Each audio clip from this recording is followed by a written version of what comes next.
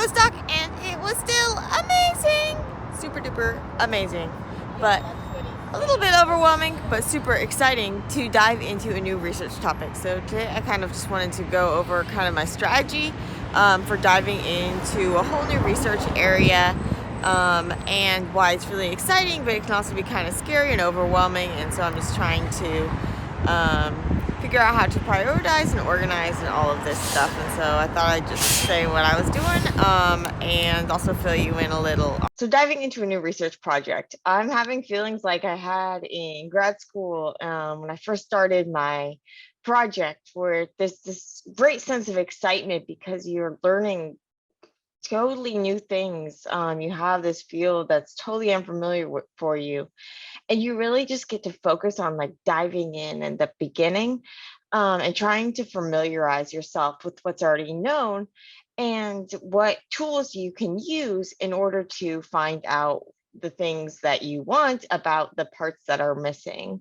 So I can't give you the details about my project, but it's involving ribosomes, which are these complexes that make proteins. They follow the instructions in the messenger RNA and piece together the corresponding amino acids to make a protein.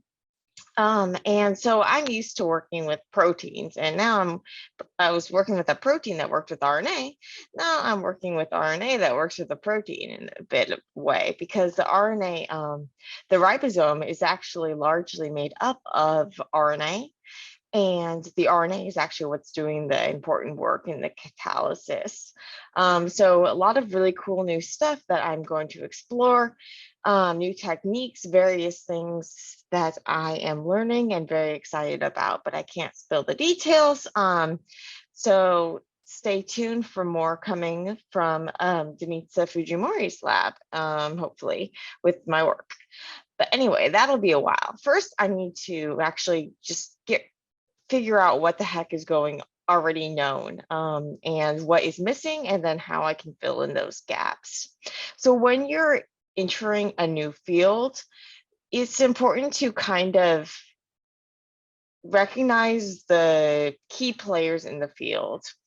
So what I like to do is what I've been trying to do is I've kind of been keeping notes on the various researchers or labs where a lot of the papers that I'm finding are coming from, relating to my topic, as well as potentially people that my PI, so PI is a principal investigator, or primary investigator. So it's like my boss, the head of the lab, so Dimitri Fujimori here at UCSF.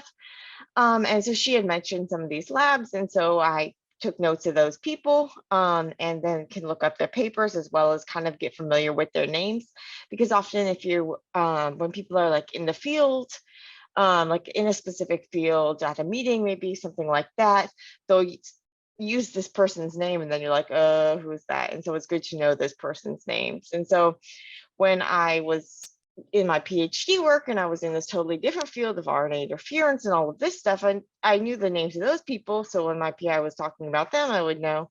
And so now I'm trying to kind of do the same thing, as well as by by knowing their name, you can also you can set up alerts for them. So if they have a new paper that comes out, you can find it, as well as looking and seeing what papers they have published.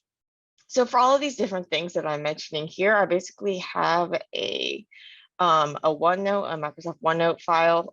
So basically I have all these different tabs with these different things. So I have a tab for the researchers and labs, a tab for key techniques, papers, journals, blah, blah, blah. And so then for each of these, I can take more notes, and then I'll be able to find things more easily.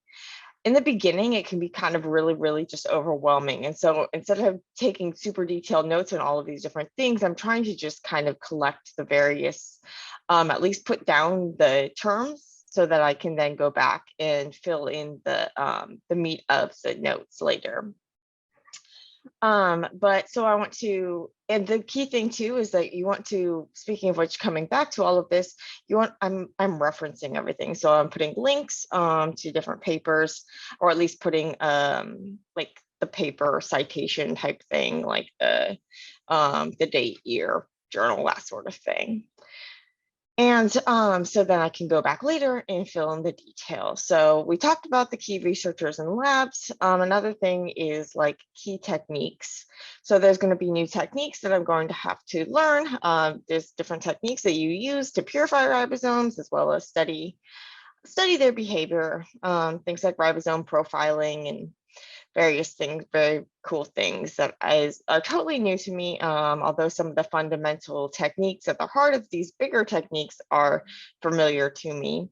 So that's another thing about starting a new project is you get to learn a bunch of new techniques. And it also kind of makes you feel slightly incompetent because you're using different techniques that you became a master at before, which is great because you're learning new things, but also not so great because you feel kind of like stupid.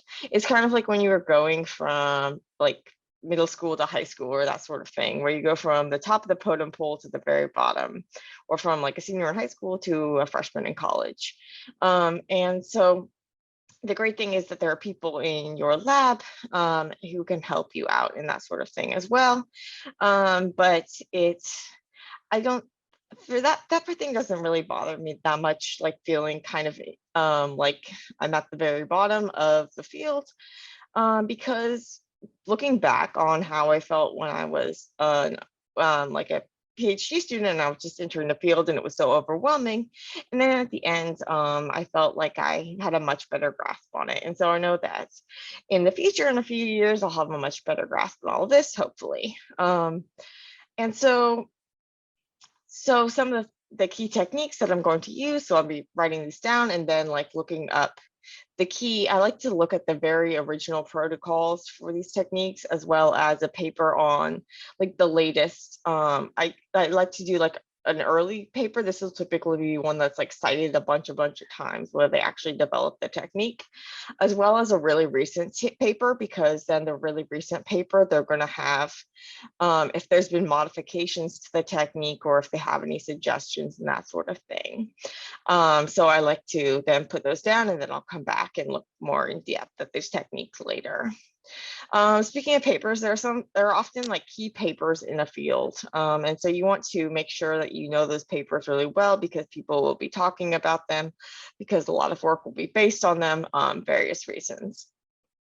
So make sure you get the citations, make sure you save all of these papers into your reference manager like Mendeley or whatever.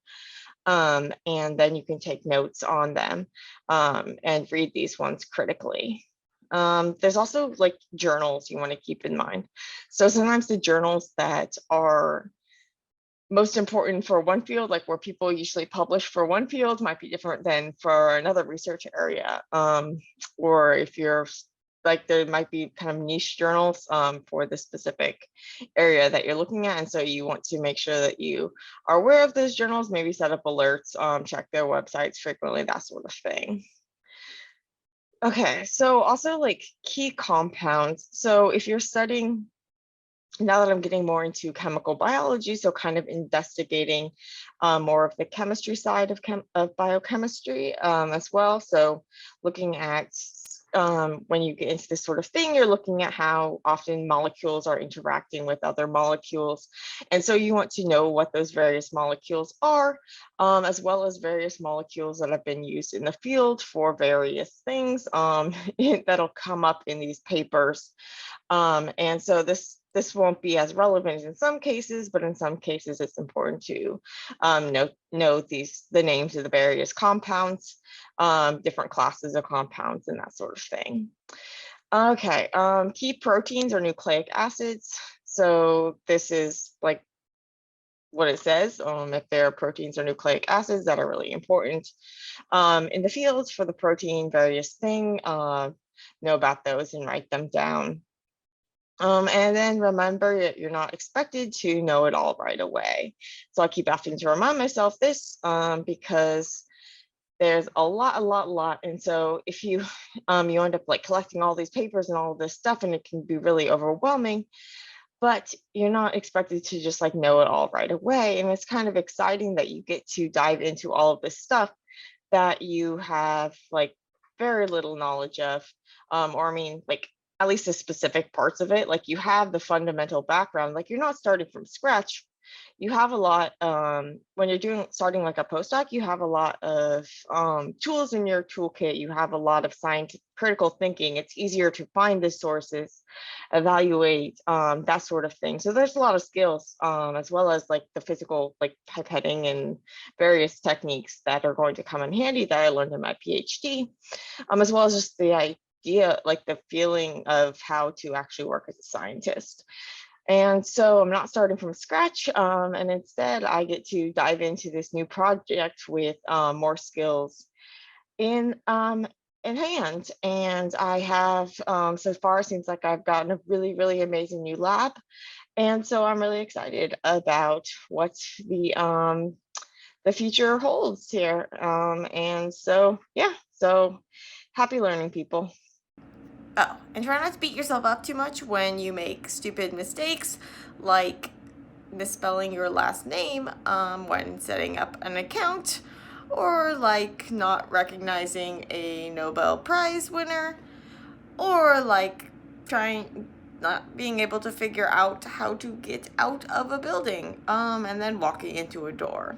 But if mistakes happen, there will be bumps, and I know that there's going to be a lot more bumps along the way, but I'm excited for the adventure.